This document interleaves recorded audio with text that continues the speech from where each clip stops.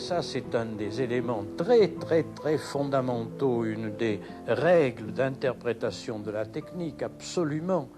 Il faut toujours savoir que tout progrès technique se paie, que tout bonheur de l'homme se paye, et qu'il faut toujours se demander quel est le prix que l'on va payer.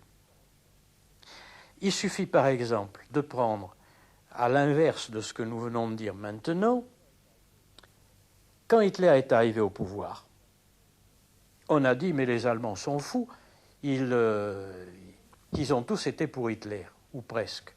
Bien sûr, Hitler a fait disparaître le chômage très rapidement, il a redonné aux marques toute sa valeur très rapidement, il a fait multiplier brusquement la croissance économique très rapidement. Comment voulez-vous qu'une population peu informée et qui voit ces miracles économiques se produire, comment voulez-vous qu'il soit contre? Il suffisait de se poser la question, quel est le prix? Qu'est-ce que l'on paye ou qu'est-ce que l'on va payer en échange de ce progrès économique, de cette amélioration du marque, de cette suppression du chômage, etc. Qu'est-ce que ça va coûter?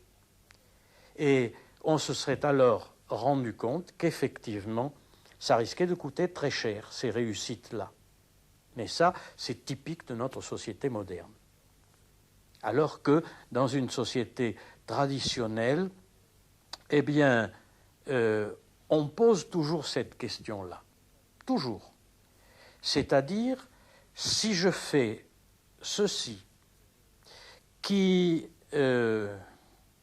perturbe, qui dérange l'ordre du monde, qu'est-ce que ça va coûter?